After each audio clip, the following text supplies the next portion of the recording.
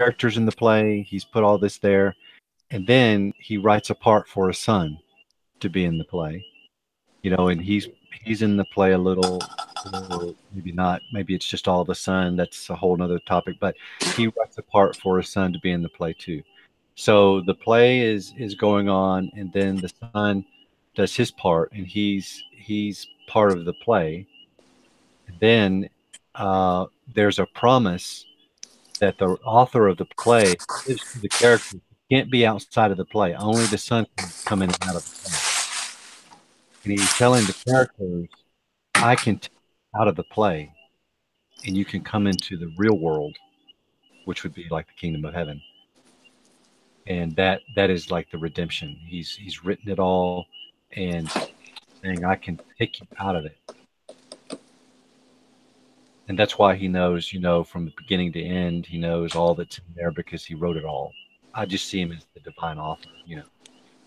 Speaking of plays, did you see that Jesus Christ Superstar was on, the musical was on yesterday? What's that? On like free TV. It's actually kind of cool. I just watched like the first little couple songs, but it kind of just told the Bible and singing like temporary type style. Yeah, I saw Joseph's multicolored, Technicolor Dream Code or something like that. I saw that one. Yeah, I only watched like maybe 15 minutes and I turned it off. So, but would have liked to watch more. I just kind of had other stuff to do or something.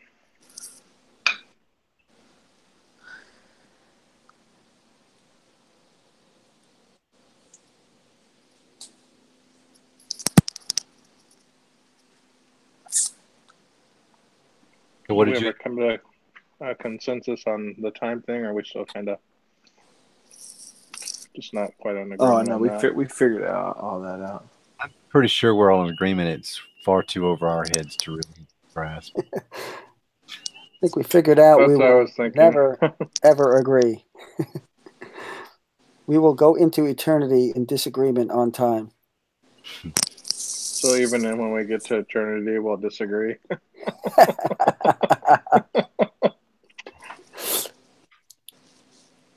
Only now God will be the moderator.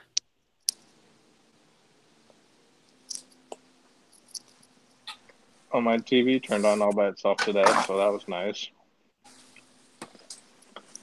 Gotta watch a movie.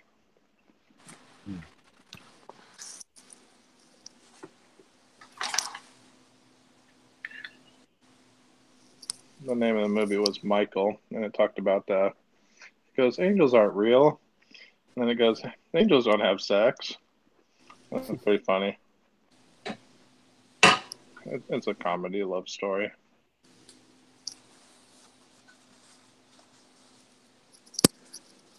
Zach, did you see the comment that Sean had, the question that Sean had asked Armand about the Great White Throne judgment or something?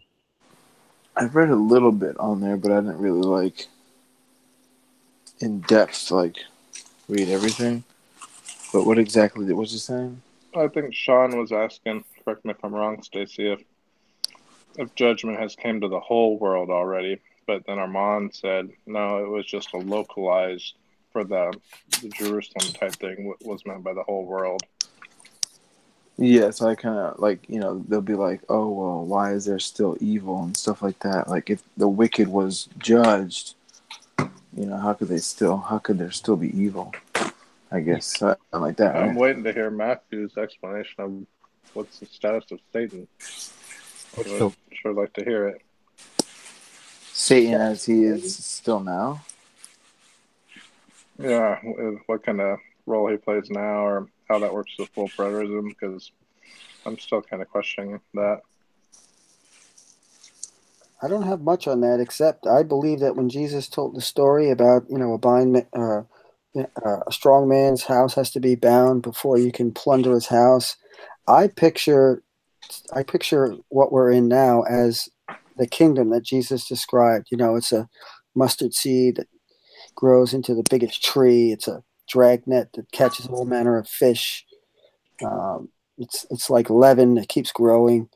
So I picture picture this as the kingdom where we are fishers of men, and I picture that Satan is bound, and then I picture that Satan will be loosed, and I can't for the life of me figure out why he would be loosed to deceive the nations for a short time. And sometimes I think, well, maybe that's Israel. Maybe they're loose now because they have a tremendous influence for the last 60, 50, 60 years, whatever it is. So I don't know. But I think Satan, if he is a person, he's bound. Or if it's Israel. You would be under the influence of, not influence, but under the understanding of like Revelation 20, all that hasn't been fulfilled yet. Well, so like something like all millennialism, like the kingdom's now, the devil's binded, but there's going to be a day where, you know, Jesus will come. Well, actually before that, you know, the destruction of Satan throwing into the lake of fire. Well, my main set of scriptures for that is 1 Corinthians 15, where I believe Paul is preaching of a bodily resurrection. We all sleep until that time at the last trumpet, in the twinkling of an eye. The dead in Christ will rise first. And then it gives you the exact sequence. If you don't take it metaphorically, if you take it fairly literally, the sequence is that after this happens, then Jesus hands the kingdom over to the Father so that he could become all in all. So it has to be the end of the kingdom in order for Jesus to hand it over to the Father. I don't call the eternal state the kingdom. But does it actually say at the end of the kingdom? Let's go there because it's been a while since I've looked at. Let me throw one thing into there as well. It doesn't say the end of the kingdom, but it implies that, okay, now, at this time, Jesus, you know, I mean, it goes through what's the order? It says Jesus is the first fruits, and then it says, then we, speaking of resurrection, at his coming. And then it elaborates and makes it sound like it's a corporate one-time event. And then it says that then Jesus Christ hands over the kingdom to the Father. It's almost like, okay, the kingdom is now wrapped up. Here you go, Father. Here's the kingdom. Now you can be all in all. And doesn't it say God all in all, or does it actually say the Father can be all in all? I'm paraphrasing. I'm gonna turn there myself right now. It's a long chapter, and there's a lot of breaks in the. It's verse. I know it's like 20. I think it's like something like in the 20s. It's 28. To him, all things that God theos, ta panta and tas, the all in all. That God should be the all in all. He uses theos. Yeah. Like that's my biggest thing. Like when you know people go to this chapter, they say that, but like when you actually look at what the whole Bible teaches about the kingdom, it says that it's without end. Like it's like never ending. It's forever and ever. So it's like, so that's why people would say like, right now they call the era that we're in is like the church age. So the church age goes, you know, whenever until Christ returns, but then the church age is going to end, and then we're going to go into another thing. But when you actually look at that, like where they get the term like church age or whatever, the word is ecclesia, and it says that the body of Christ is forever, throughout all generations, forever and ever. And if you look at the Greek tenses and all those words, it actually means like without end, like literally forever and ever. It's in Ephesians chapter 3 at the end of it. That's world. It says world without end. But however, though, if you look at 1 Corinthians 15, 23, 4, and 5, it really gets very specific. And just because the kingdom aspect, because it says he must reign until, there's time words in here. You know, then comes the end.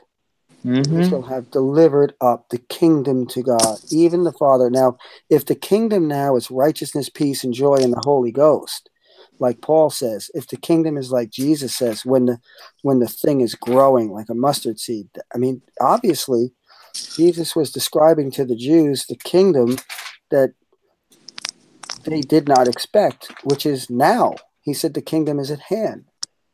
So just because the kingdom, as it's termed, as it's called, comes to an end, doesn't mean the ecclesia comes to an end. We are with Christ forever.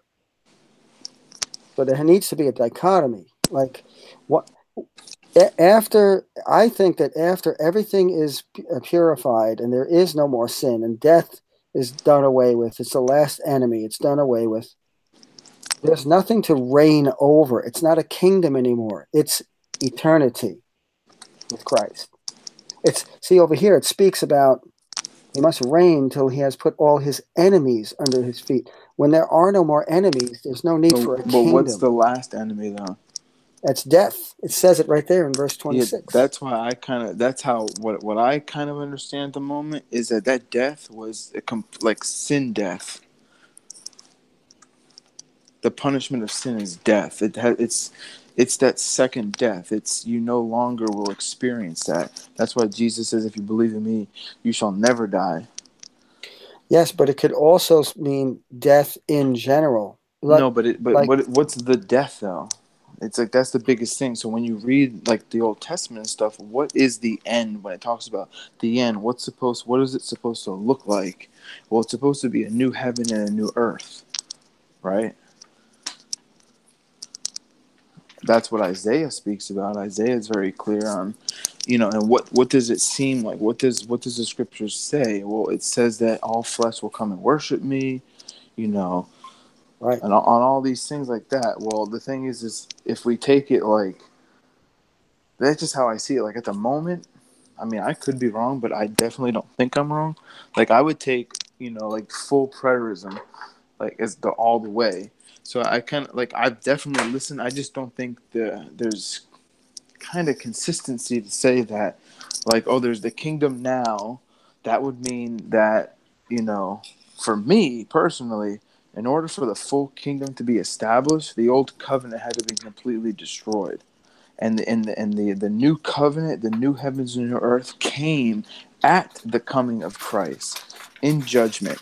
That's what Daniel chapter 12 is talking about. It's at that time. Yes, but you gotta throw on to all of that what we have now is just the deposit that guarantees our inheritance. That we haven't seen Jesus, we're not like him because we haven't seen him as he is yet. There are these statements that have obviously not happened yet. It's not that. I would agree, but I would say that you're not dead yet. So even like leaving this temple, leaving this tent is going to happen. But the thing is it was going to happen to the people in the first century. So to say that it didn't happen to them, well, I mean, they all say that the timing is now, the end is near. Well, that speaks to the disagreement that we have on soul sleep. See, if I'm right about soul sleep, that means that everybody in the kingdom that dies are Yep. those who sleep in Jesus, which is the phrase that Paul uses over and over and over again, those who sleep in Jesus. And if that's the case, they're not experiencing time, and therefore the next thing that they're going to know, whether they died 2,000 years ago or whether they died 3,500 years ago, Abraham is dead 3,500 years. The next thing he's going to know, Job said, though the worms eat my body, in my flesh will I see God. Yeah, and So, that's where I differ. I would say that Sheol or the grave or whatever, that was thrown into the lake of fire in 70 AD. So I see as like, yes, 100%. Nobody, ascended into heaven. Nobody, when you died, you just fell asleep. The dead know nothing and things like upon that nature. But that's old covenant. The new covenant, it's not like that. When the full consummation came in with the destruction of the old. That's just the biggest thing. If you just take that terminology of the end and you go throughout the whole Old Testament to bring it into the New Testament to see what the heck that's even talking about, you'll see that it's all talking about one If event. you just go by Daniel 12, it's hard to get around Zach's perspective, but I'm with you, Matthew, that I go back and forth, which one's right. I'm not 100% sure. Is it partial preterism or is it full? Well, one thing that I try to do too is I understand what Daniel is saying. However, Daniel is still somewhat couched in mystery there. I mean, I'm separating the genres that we're reading, and I'm saying, if Jesus says something, we have to see why he said it.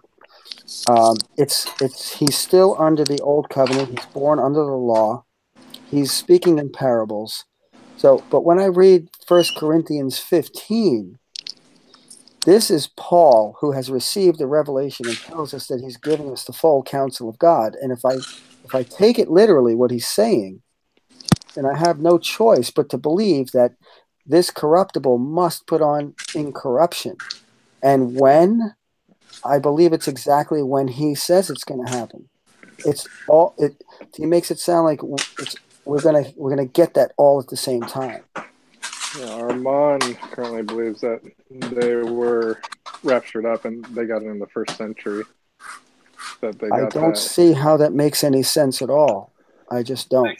It does make perfect sense as far as the state of the church today, right? What do you mean? How everybody just sort of like believes whatever, and you've got all these different denominations and all that stuff, complete compared to the early apostles. Right. I mean, the biggest thing is Matthew chapter 24. To me, when I just read the New Testament, it kind of sounds like they're all talking about the same event. So you have 1 Corinthians 15, but what else does Paul say? Does Paul say that the end of the world has come upon us? Does he ever talk about that, or does he speak about two ends? I mean, to me, it sounds like everybody's talking about the same event, the parousia, the coming of the Lord in judgment. And what was supposed to, that's the biggest thing, is when you look at the Old Testament, I know they're speaking like in mystery, they didn't understand it all, but that's why, it says, shut up the words of this prophecy until the time of the end. Yes. And then in the New Testament, you look at Revelation, it says, do not shut up these words, for the time is at hand. The time is now. Right, and I agree with you 100%, but I don't think Paul is following suit in the description of 70 AD. I don't see his language. I don't see his style. I don't see his Paul's thing is that he's trying to show throughout all of his works that you don't get saved by the law, but by grace, and that Israel, the people under the law, are an obsolete people along with the law that is obsolete. That's his focus. I don't see him talking like Jesus did about, that fulfilling the prophecies of the old covenant, like Isaiah 5 about the vineyard and the city being destroyed. I mean, you just don't hear Paul talking. Doesn't Paul say that in Acts chapter 24 about the hope of Israel, that I believe everything that the fathers has spoken, like in the one hope of Israel, right, which would be resurrection, which would be that time. But I mean, it's like the biggest thing is Messiah. I believe he was. Yeah, and all that is all goes together. The coming of Christ with that's how I kind of see it. Like if you just like kind of like look at what the Old Testament's talk about, like the end, and then you look at the New Testament, and they're all talking about the end of days. Right. It's talking covenantal. Like that old covenant is coming to an end. And when you look at Daniel 12 and you take what the New Testament is expounding upon that terminology of the end, and you go, wow, so the only place that I can see what you're saying is 1 Corinthians 15. And it's because they would say that's the only time that they would say, okay, well, that's a different end in a preterism understanding, is that there was an end of the world and an end of the old covenant and an end of days. But 1 Corinthians 15, that's not talking about the same end. That's talking about something different. I'll throw out one other thing that maybe you haven't heard before, Matthew. Yeah. 1 Corinthians 15 could possibly just mean when you die, because it says, let me get the wording here. Let me open my Bible. And then after you do that, you got to read 51 and 52, because if you take that face value, it's telling you that we shall all be changed in a moment. Right. This is corporate. Let's see. Let me go there. See, if Paul's mission, if he was chosen to be the apostle to the nations, he's really the apostle to the ecclesia. Okay. From what I can tell, you added a word, all. I don't see all in there. There's All right, no, hang on. Let's. It says Yes, we shall all be it's changed. yes, It it's says, in there. behold, Pos is in there. in the rest of the verse here, it says, behold, I show you a mystery. We shall not all sleep, but we shall all be changed. So Right. but there is no demanding that you're changed all at the same time. You know But- what I mean? When the the next thing is that verses are artificial, so you kind of have to take the number 52 out and just read 51 and 52 together. right, exactly. Well, yeah, I mean, even reading it together. Behold, I show you a mystery. We shall not all sleep, but we shall all be changed in a moment, in the twinkling of an eye, at the last trump. For the trump shall sound, and the dead shall be raised, and the incorruptible, and we shall be changed. It does sound Still like talk- 52 is a Okay. prepositional clause, because there is no verb, there is no noun. What do you mean? I'm a little not sure. Okay, so if I just take 52 and I just read it in an instant, in the blink of an eye, at the last trumpet, that's not a sentence. Right. But if I can say, but all shall be changed in an instant, in the blink of an eye, at the last trumpet. That's the reason why I try not to look at verses and use them. If I can, I try to read it as a story, like the original Greek had it. Because if you read the parallel, which is, I think, 1 Thessalonians 14. Is it 14, 17? I thought it was 4. Yep. 1 Thessalonians 4:14. It tells you basically the same thing. It's a resurrection. Dispensationalists take this wrong, and they say that Jesus is going to bring back the saints after having been raptured, been in heaven for 7 years. But it's really saying that if you believe Jesus, don't sorrow for those who sleep, by the way. And Paul doesn't say, hey, don't sorrow for them because, hey, they're already in heaven. They're cool. No, he says, don't sorrow for them that sleep. Because if you believe Jesus was risen from the dead, God's going to bring with Jesus, in other words, also from the grave, those who sleep in Jesus. And So, then he like tells you exactly when and how. So, like Armand's, you might have never heard this before, but Armand would say that, verse 17, then we which are alive and remain shall be caught up together with them in the clouds to meet the Lord in the air, and so shall we ever be with the Lord. So he would say, in the first century, in 70 AD, those believers were caught up, and that's the reason why you don't have any more Bible writings. The Bible ended. Yeah. But if you couple this with 1 Corinthians 15, it seals the deal in my mind. It shows me that we all sleep as the kingdom's been growing. Each believer who sleeps in Jesus knows no time. The next instant that that he or she is gonna understand and perceive is being with the Lord. Why would At the you last say, trumpet. why would you say the last trump couldn't have been in 70 AD?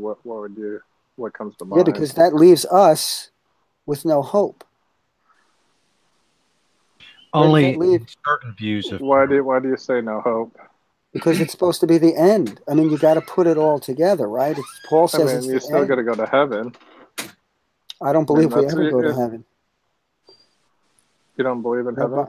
Bible never says we go to heaven. That's a place for spirits. We're a physical being. We get a spiritual body. That's what 1 Corinthians 15 is all about. It's us getting the redemption of our bodies. But where do we go? Where do we go then? Yeah. We go right here. Then we can inherit the earth. So the kingdom of God is of this world? No, the kingdom of God comes down, right? The earth gets purified Where does at it the say second that it coming. comes down to earth? Well, I understand that the New Jerusalem represents the church. So I would say Mm-hmm. that's the new covenant. Yeah, Yes. but Exactly. I don't think it ever says it comes down to earth. It just says come down, Comes doesn't it? down from heaven. But it Right. never says comes down to earth.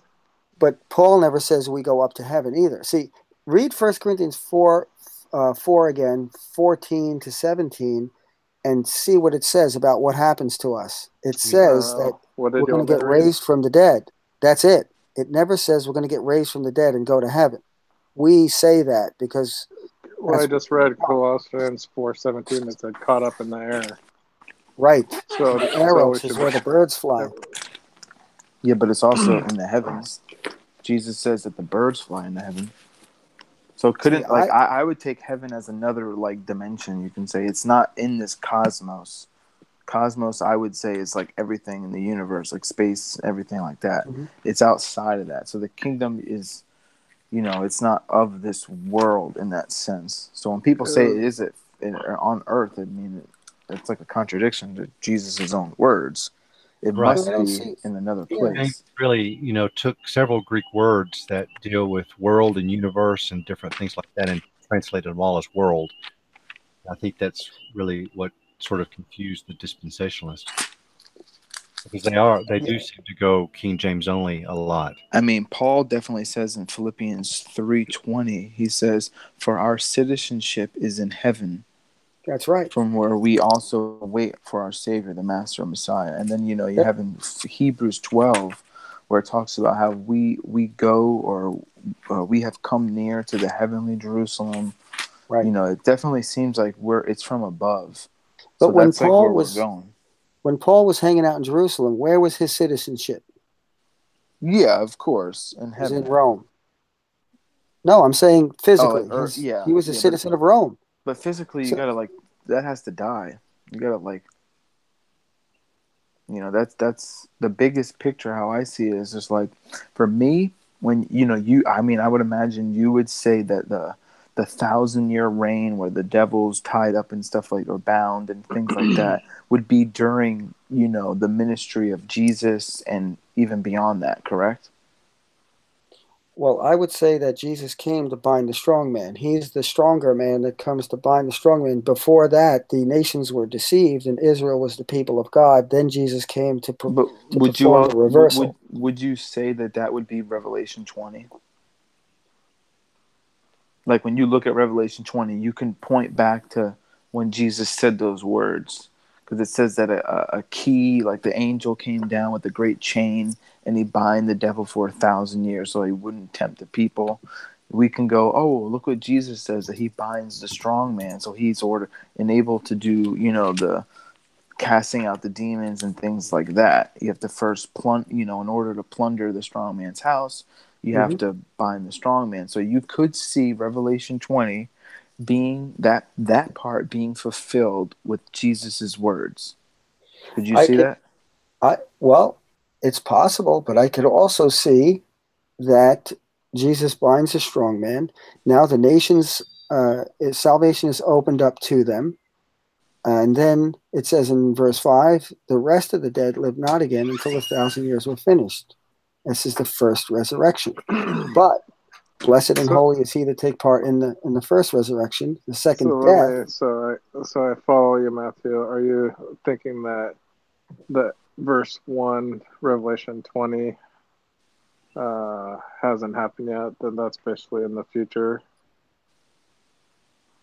great change. No, I think Jesus did that What in the first. I think they're all wanting to know, Matthew, is in Revelation, where's the cutoff point of okay, all this has occurred, and so now this is what's left to expect in the future.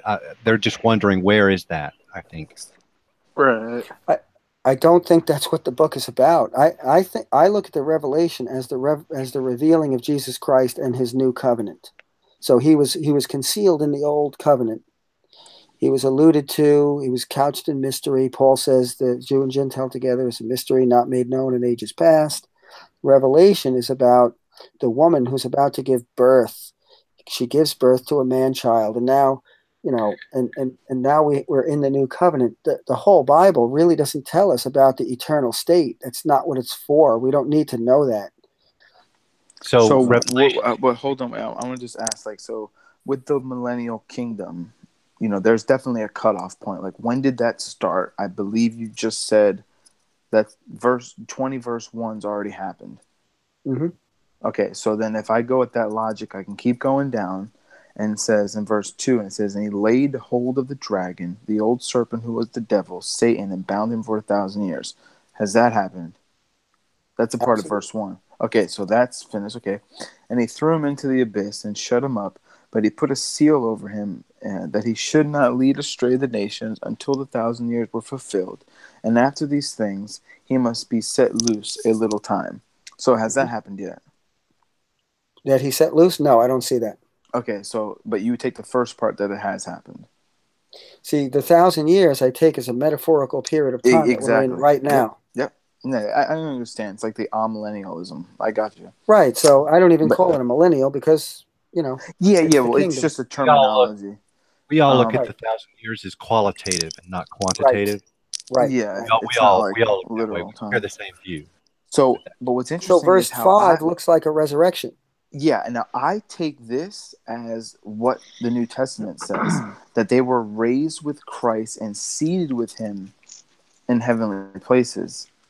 And, for example, if you just like go along with that concept of being raised, if you go to Ephesians, let me see.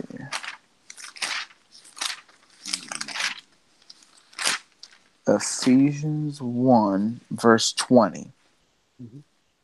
It says, verse 20, Ephesians 1:20 says, which he worked in Messiah, in Christ, in raising him from the dead. Right? And that Greek word there is ageros. Ageros. Strong's number 1453. Do you see that word there? And raising him from the dead. And he seated him in his own right hand in heaven. So Christ here was ageros. He was raised. Right? Now, when you look in Ephesians chapter 2, look at verse 5 and 6.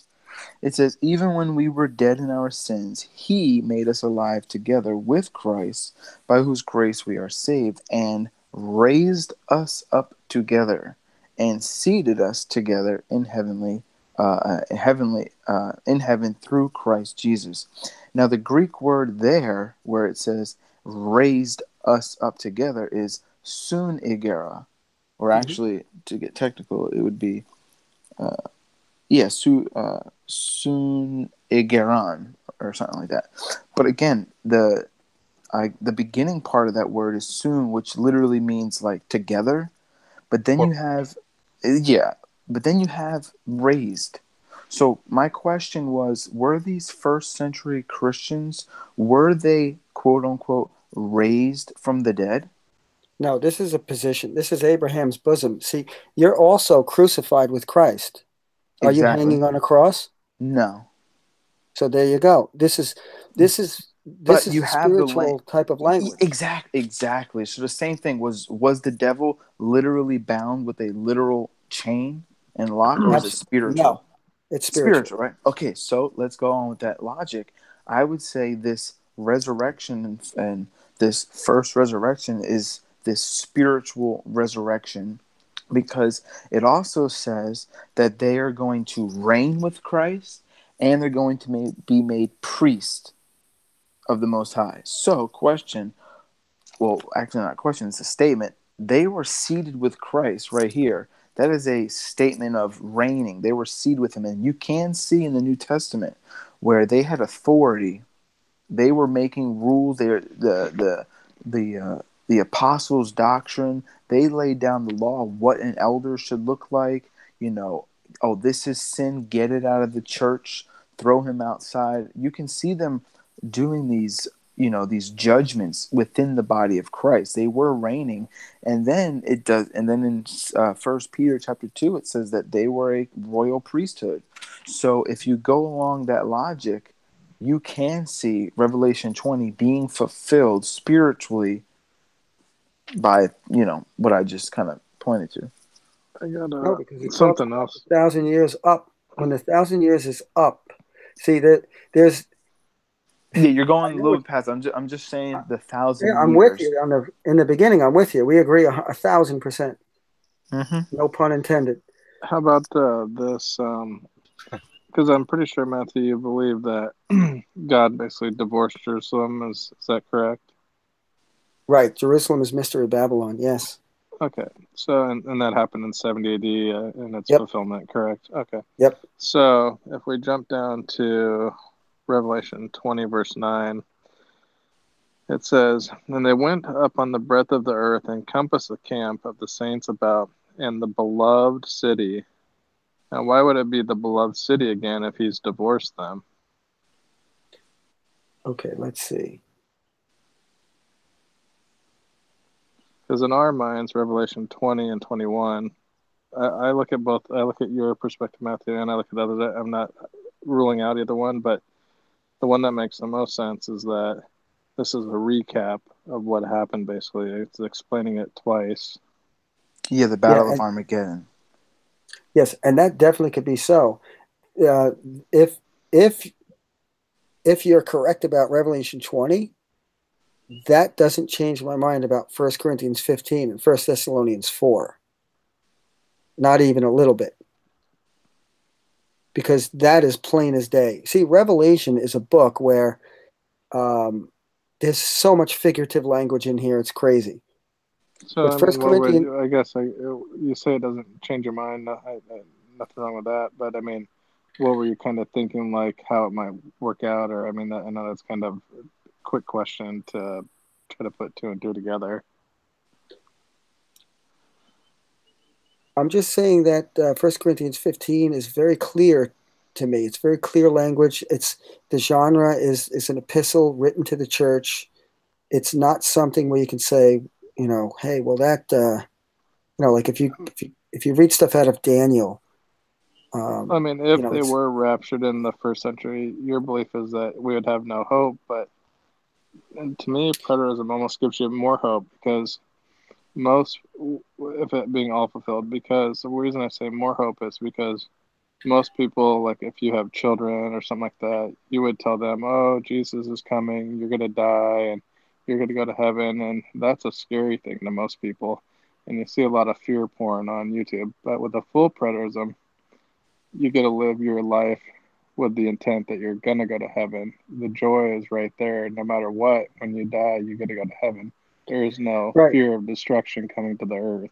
So there's And I think more hope with full preterism in my mind.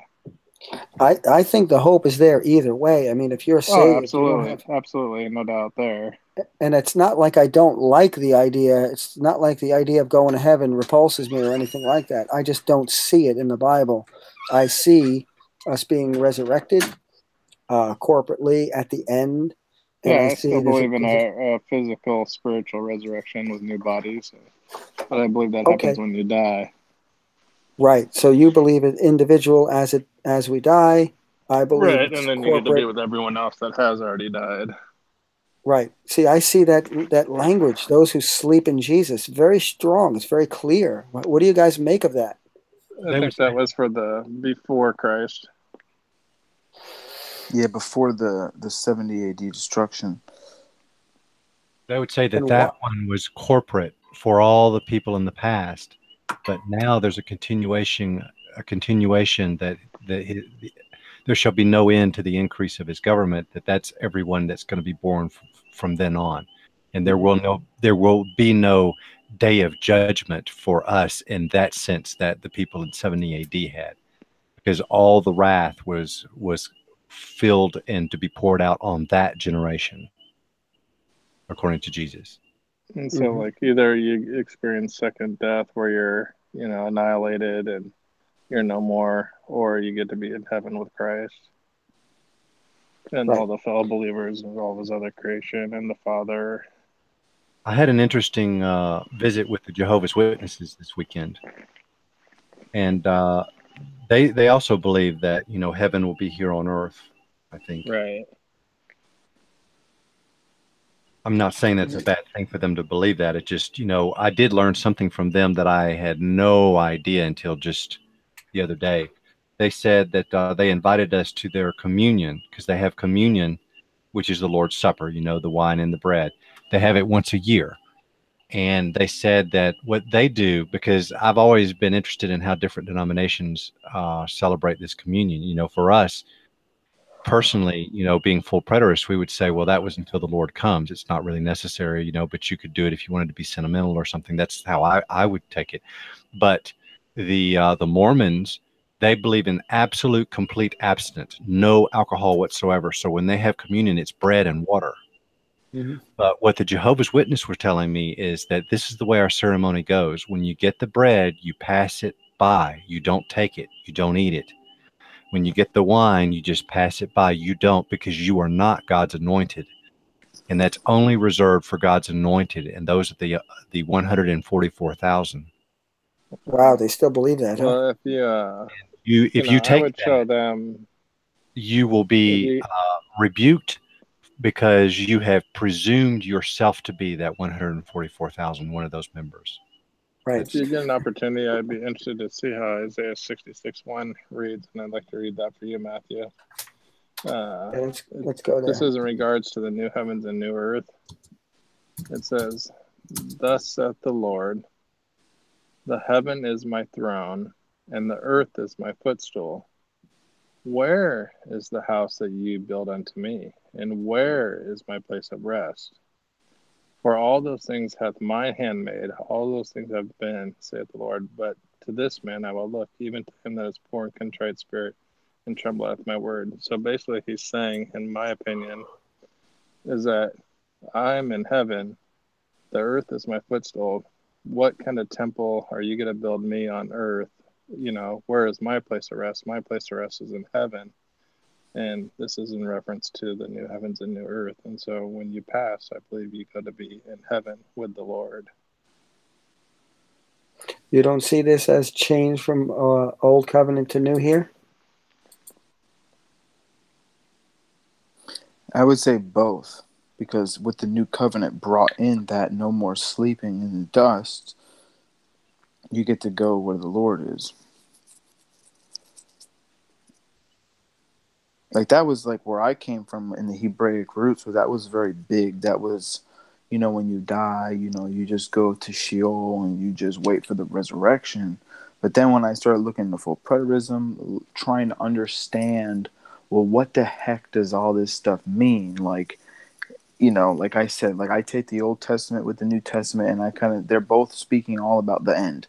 They're all talking about the end, the end, the end, the end. When is the end? Well, it's when, the destruction of the old covenant.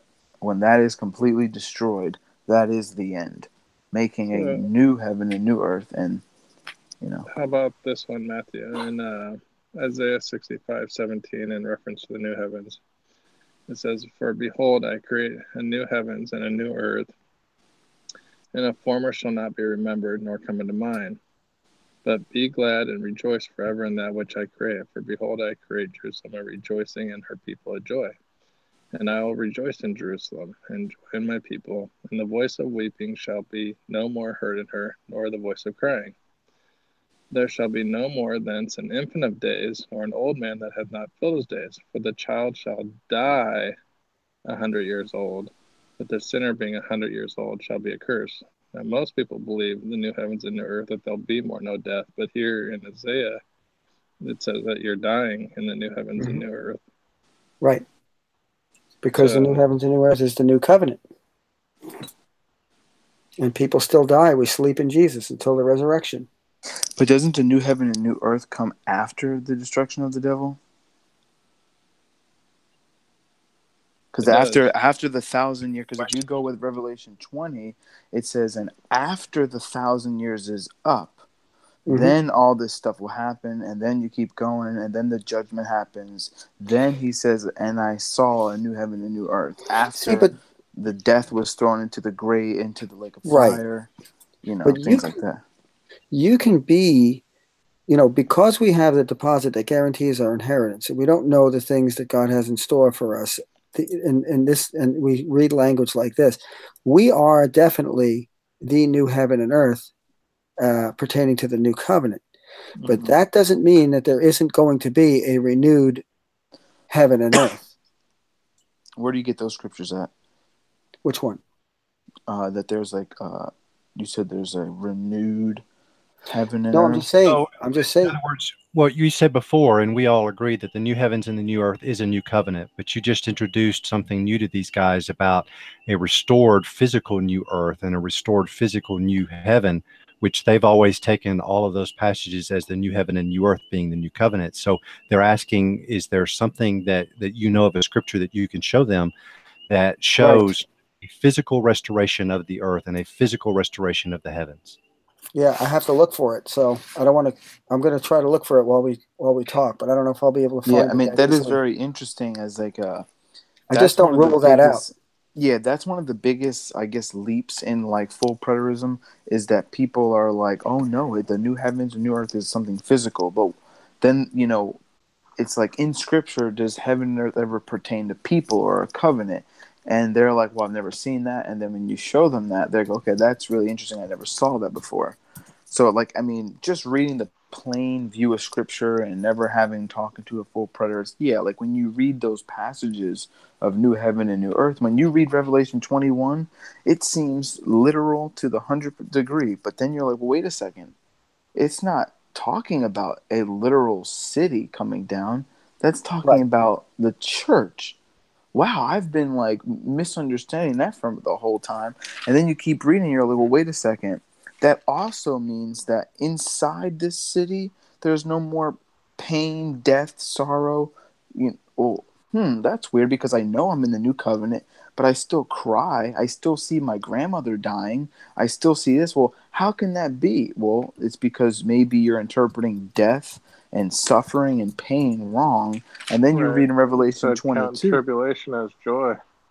Yeah, and then you read Revelation 22 because, in every Christian's mind view, it's, oh yeah, when Revelation takes place and everything's fulfilled inside the kingdom where we'll be, there's going to be no more physical pain, physical death, no more none of that stuff. But then everyone's going to be destroyed or you're going to be in the kingdom.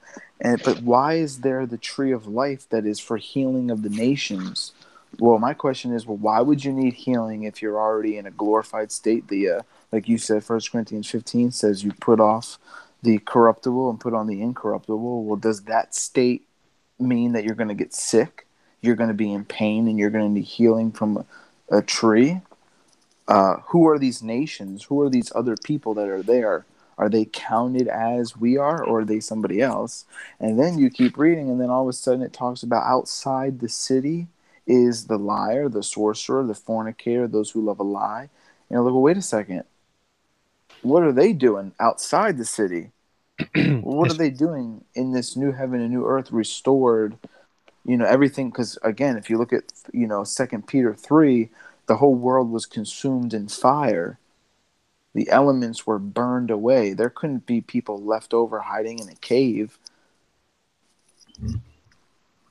Now, one thing that I could anticipate that someone that had never seen that before would say, well, the healing of the nations that the leaves were used for is that's to maintain your good health and prosperity, that's what the tree, so you must continually consume the tree because the tree is Christ. Mm-hmm. But I can see that wouldn't really work in Genesis, where God puts a flaming sword to prevent Adam. If Adam only needed it once, there would be no need for a sword because he could just close access off to Adam, and Adam would eventually, any fruit that he had would eventually, the effects of it would dissipate and he'd go back and then he would die. So there was no need for him. But see, when he partook of that tree, he would have lived forever. So I think Genesis, would conflict with that idea that, well, you just continue the leaves because that's what continually purifies you, if that makes sense.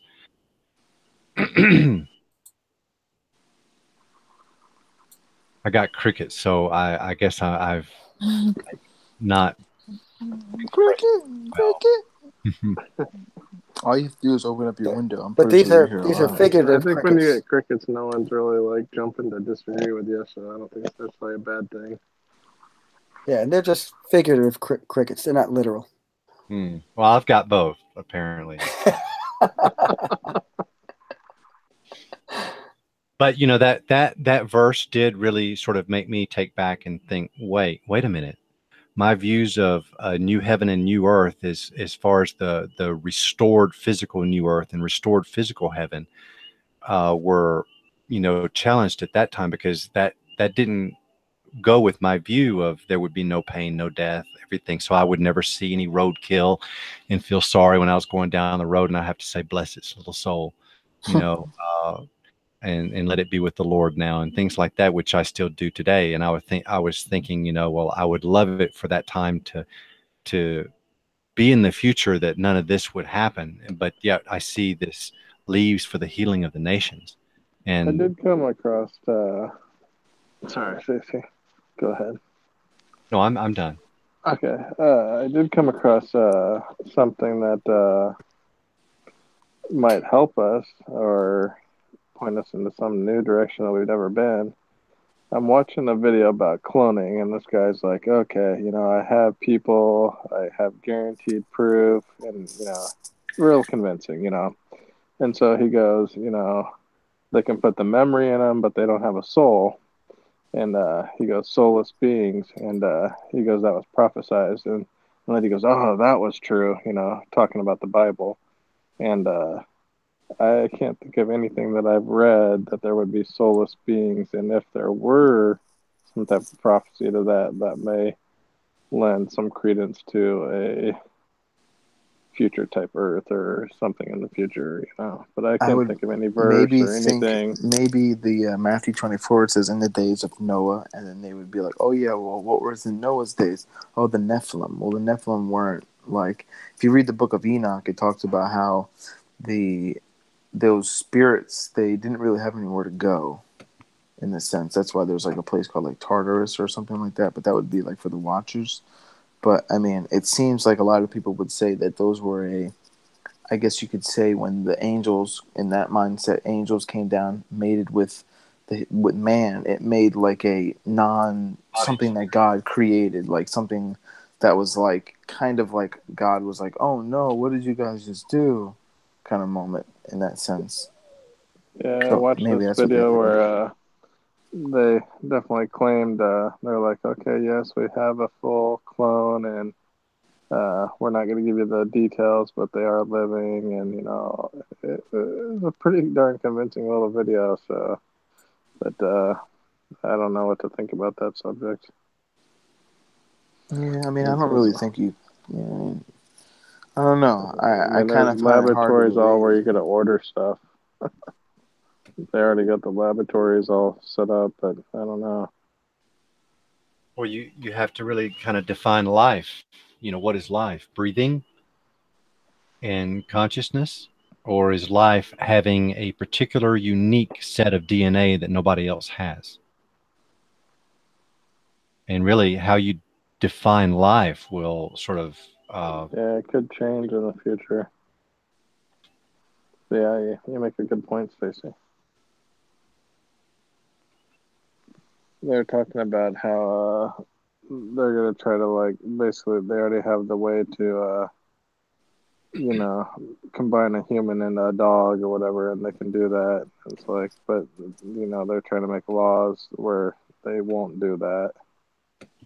I can tell you right now, Rob, that that's just hype. That's false because the cell of every organism has a stamp all surrounding it. And that stamp says, this is who I am. And another cell will have another stamp that says, this is who I am. And that's how they can tell that they're different from one another. So there's no way the gate would be locked for a human cell to have a donkey uh, DNA to be inserted. It wouldn't allow it to take place. It's not like it could just pierce in to do it. Yeah, I mean, why did they even build the laboratories, though? You know what I mean? Or you think it's just propaganda? Well, the same way that NASA built all that stuff is just to get your money, right?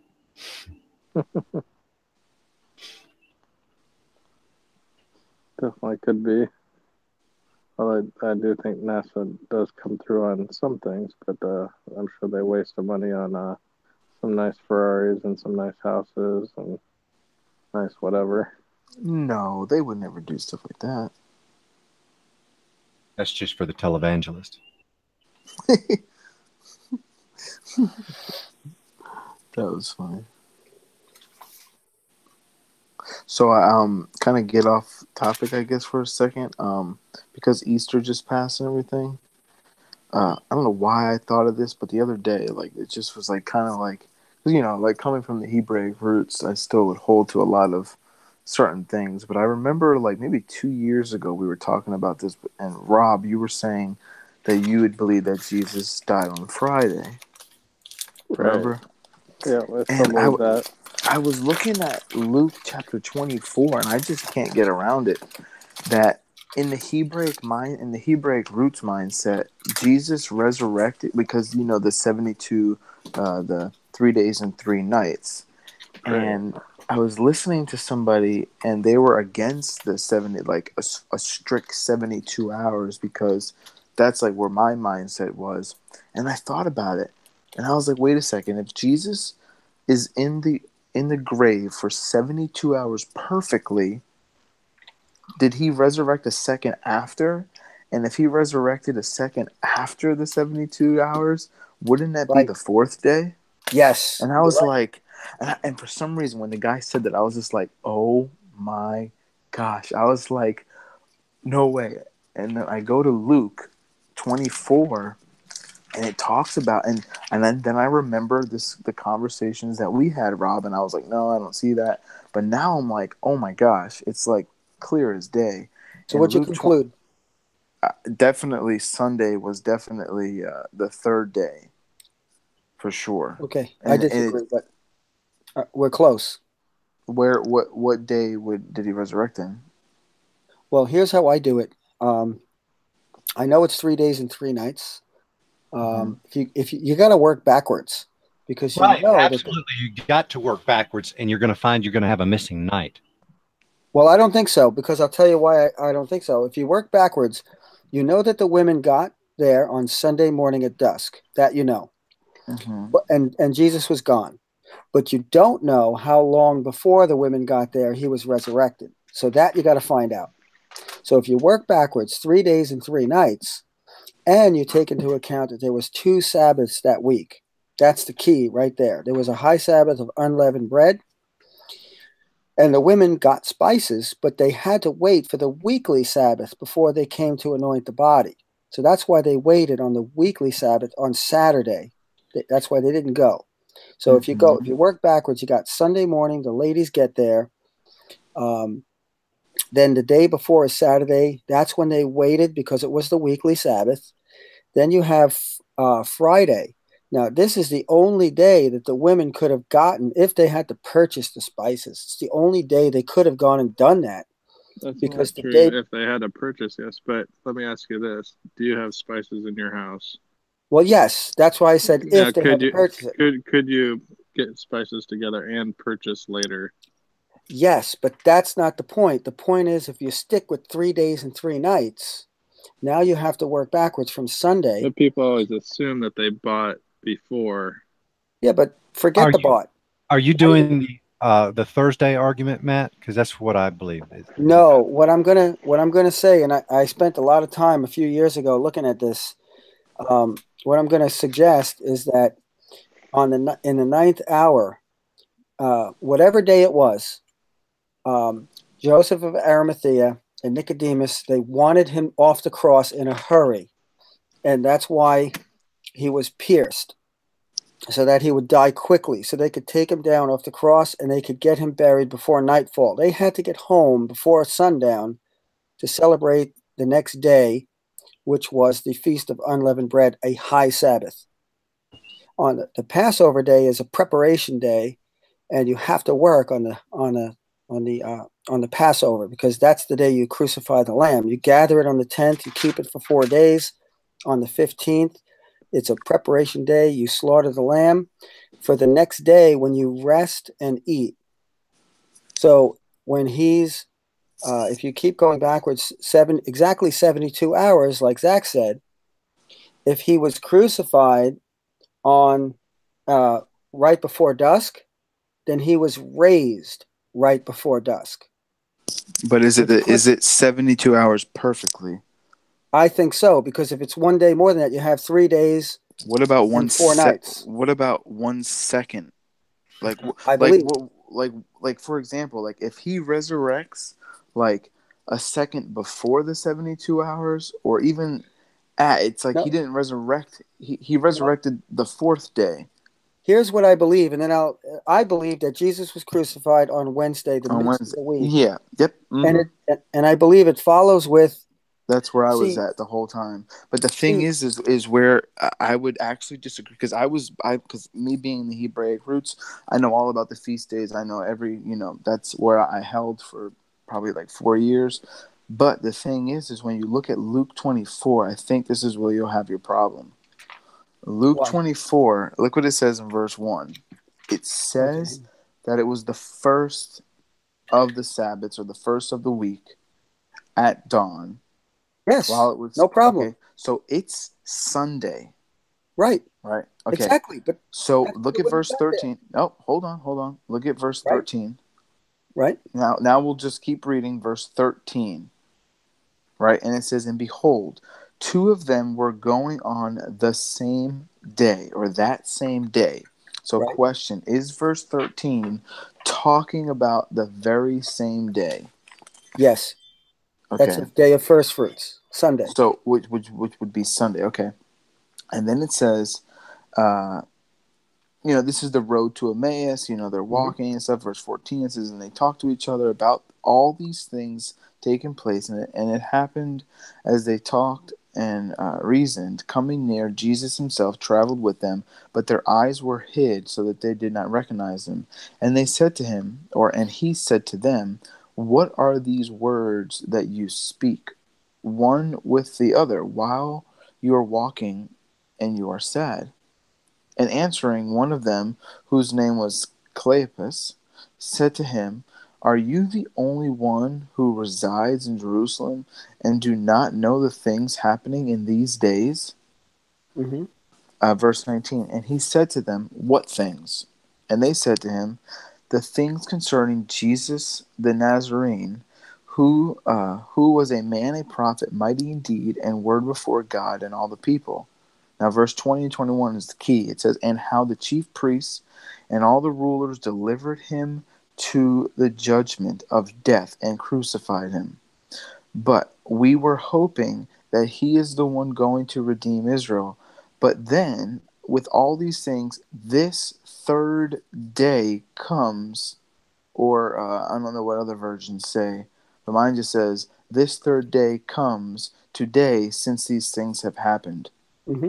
So the question is this 3rd day the same as verse 1 and verse 3? Because it says, "And this is the 3rd day," meaning that this Sunday, this is the 3rd day that since he was crucified and he was sentenced to death and crucified. So that would mean he resurrected on Sunday.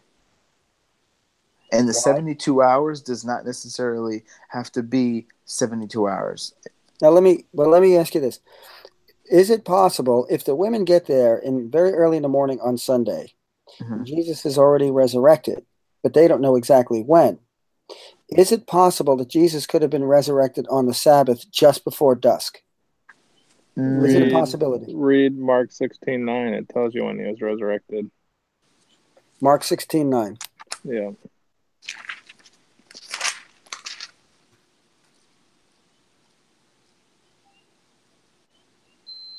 No. That doesn't tell you when he's resurrected. Read it. Now, when Jesus was risen and early in the first day of the week, that doesn't mean he rose the first day of the week. Just read it again. I just did. No, read the whole thing. Without adding your words, just read what it says. Yeah, no, I know what you're saying. And I don't think that has to read the way but that don't you're add saying your it. words. Just read it. Now, when Jesus was risen early the first day of the week, he appeared. There's no. So you added words again. No, I didn't. I just paused. He just wants you to read it. I don't have it in front of me. If you could read it for me, just what it says, and then I Mine can. says, "And having risen, and now early on the first day of the week, There you go. That's he better. first appeared to Mary Magdalene." But I'm reading. That's Right. So I don't know if the word "and" is actually there. Zach. Your version is reading it correctly. that's declaring a status that it's Correct. having already been risen. So it's not, so I can See, see. The if biggest I thing could, though is I didn't get a how would you chance. interpret Luke Right. 24, because it's saying that this is the third day. So throughout the whole Bible, it says that 3 days. This is the third day, Because and the if you third take day. Mark 16:9 away, you would have to conclude you did not know. The Bible does not say when Christ was risen, just as you stated, Yes, Matthew. but you have to deduce it. I never got a chance to tell you why I say it's Yeah, Wednesday we can't evening. deduce stuff though. Yes, you can, because you know that there's a high Sabbath that day. All you got to do is follow the chronology, but you have to go to different Gospels to do it. John is the biggest one because John tells you what day the preparation is. Yeah, see, I don't think there was two Sabbaths that week. There were Of two course there Sabbaths, was. but they're on the same day. No. You have to know the feasts. You I know can the have feast. no, You no. can You have the can feast have and a have them on the Sabbath. same day. You can Okay, have a okay. holy Sabbath on a Sabbath day, on the Yeah, you seventh day. can. Yeah, you Oh, can. yes, That's you what I'm can. saying. You can. You Yeah, he can. Oh, said I can. Yeah. Okay, sorry. okay. I know you can, but listen, what happens here during that Passion Week is that uh, whatever day Jesus is crucified on is the preparation day. We know that. Then it says that the next day is the high feast of unleavened bread. Where does it say he Okay, was killed on the preparation day? Because the okay, preparation day is actually referring to. Take me to that verse, if you would. okay. John 19:42. Because I will tell you what that means. Matthew 27:62. John 19:42, is that you said? I've studied the feasts just as much as Hebrew roots people do. It's the Okay, the 14th. preparation day is Friday. It's preparing for the Sabbath. Preparation, if you look at that word, is the exact same word in Greek today as Friday. All No, it means is but the Friday. Sabbath. All it But means is Friday. Rob, the Look at day that that Greek they're. word. Translate the Greek word for me. Are you saying Passover is Friday? Where's the 3 days and 3 nights? I can give My you the 3 biggest days and 3 nights if you'd like it. my biggest thing is, does it necessarily, when Jesus goes back to Jonah, does the 3 days and 3 nights have to be like something literal, Okay, can or I does read it a have to be verse? 72 hours completely? Can I read one verse? I want to address what Rob just said. I'm going to go to Hmm. John 19:31. Okay? Okay. The Jews therefore, because it was the preparation that the body should Friday. not remain upon the cross on the Sabbath day, for that Sabbath day was a high day. The Now you know feast what a day. high day means, right? Yeah, it was the feast day, the 15th. That's the feast of unleavened bread. Right. The Feast of Unleavened Bread, according to Leviticus 23, always occurred the day after the Passover. Right. Hmm. But that's what preparation is here. It's Right. saying that the preparation day is the Passover because the next day is a high No, Sabbath. it doesn't That's the say day. the preparation day was the Passover. It says it was Friday. So you don't believe It Jesus doesn't say it was. was the Passover day. You don't Well, I believe mean, Jesus was. it definitely was a Passover day for sure for the Jewish people. Of course. I mean, that's a given. No, I don't believe it was. It was the feast day. It says right there, for that Sabbath day was a high day, the feast day. He wasn't killed on the Passover. He was killed on the feast day. It even says literally the feast day several places. No, right there in John 19:31, it Here, says because it was I'll the find some preparation. verses for you. What day did they release a prisoner on the feast day?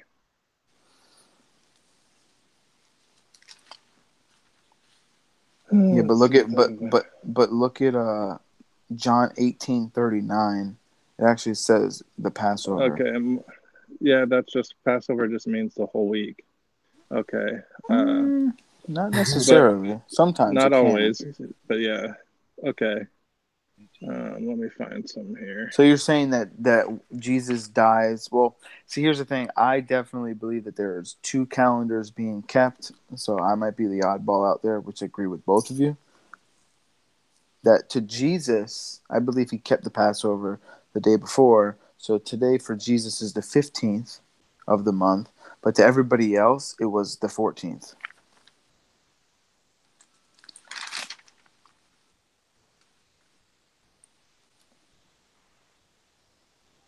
I'm trying to get some verses here for you.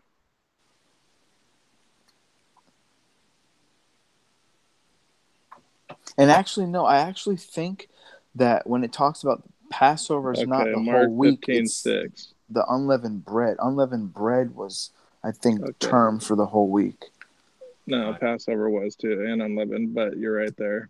Mark 15:6. Now at the feast, he released unto them one prisoner, whoever they desired. Who did they release? They released Barabbas, not Christ. Right. This is the feast of Passover. No, it's the Not. feast of unleavened bread. Where? Why? Why? Why does it have to be the feast of No, unleavened bread? You Is can't it have a was feast. it was the Passover because when you look at and I believe it's John where it talks about. Let me go to John really quick. It was the 15th, Abib 15th. The feast was on the 15th. No, look at John 18 verse 28. But no, look at John, but you have to like John 18:28. yeah. It says then led Jesus from Caiaphas into the Yeah, praetorium or they didn't whatever. eat the Passover to the 15th. No, they eat the Passover on the 14th. No, they eat it on the 15th. Well, this would be the day. Well, They it kill it depends on on the when. 14th. It depends on when your day is. So, but here's the thing: in the mindset, the day ends when the sun goes down. Didn't Jesus die before the sun went down? Let's look in when they killed the lamb. When did Yeah, he tell him to go? When did he tell him to go get the lamb? they kill. You get the lamb on the 10th. You kill it on the 14th. Right. When did he tell him to go kill it? Let's read The that verse. 14th. Let's You talking read about in Exodus 12? No, in the New Testament, when Jesus tells him to go get the to make ready the Passover. he never Yeah, tells him to get a lamb, does he? No. Yeah, he tells they him to make ready prepare. over. He tells him to make They ready the prepare. Passover. They prepare the Passover. Yeah, that's why I believe, Rob, that in my view, I believe that there's two different calendars. Let Jesus me say already this, kept the Zach. Passover. Mm-hmm. You went from Wednesday to Friday. Mm-hmm. Lord willing, you will go to feast day as well. Yeah, I but believe I you will. understand the feast day Passover in Old Testament times was never referred to a whole week. So when you go through the Old Testament and you look at those terms of feast days, there's only 3 feast days. The rest are just, holy days. Passover is definitely in the New Yeah, Testament the whole oh, week. of course. They would come during the feast of Passover, but again, the Passover was kept on the 14th day. The No, Passover the is Passover was killed on the 14th, and then they ate it it on the 15th. it depends on That's when you correct. believe the day ends. I Right. believe the day ends. I believe the new Yeah, day we're starts when the opposite on that sun. as well. Yeah. So let's see. But what I'm saying is when the women rested on the Sabbath that the women rested on was not the high Sabbath of unleavened bread. It was 2 days later on the weekly Sabbath. So there's How two could they do Sabbaths that? in that You'd week. have how many days till the resurrection then? You'd have 5 3 days. days and 3 nights. So what day was he resurrected? Saturday. He's saying Saturday. No, let's see. Saturday, right before Wednesday he's sundown. crucified at 9 a.m., right? Right. He dies No, at it the was ninth hour. So not Thursday, 9 9 a.m. a.m., Hours 3 o'clock. Friday, 9 Yeah. a.m., Saturday, 9 a.m. You're already up to, or he died at 3 p.m. So Saturday at Right. 3 p.m. He died. I So say he after died Saturday, before he would have to sundown. resurrect Saturday, 3 p.m. Otherwise, it's going to be 4 days. Correct. And But it's total he didn't. possibility. How could Yeah, he to me, resurrect it during just the day?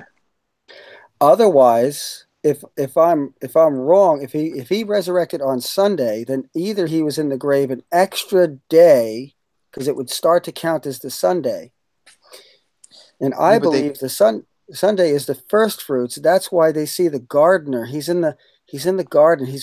It's almost like he's waving the first fruits as a metaphoric. Jesus is the first fruits of them that slept. yeah, but wouldn't it make sense Can that we he back would up? resurrect? Because when you look Yeah, at the go Old ahead. Give Testament, Stacy a chance here. Can we back up for a minute? Okay, so I just want to get the timeline right. All right, so if he dies at Thursday at 3 p.m., the Jews would normally count that day, right? yeah, Don't that's they day Right. count one. part of a day as a day? Yeah, they do. I Yeah, mean, the So day. if you're got born 1 all right, second on that day, you're counted as being born that day. so you've got Wednesday counting day one, and then you've got Wednesday evening counting night one. Mm-hmm. All right, so then you go to Thursday. Thursday during the day is day two. Mm-hmm. Thursday during the night is night two. Right. Then you've got Friday, which is day three. Right. And then you've got Friday evening, which is night three.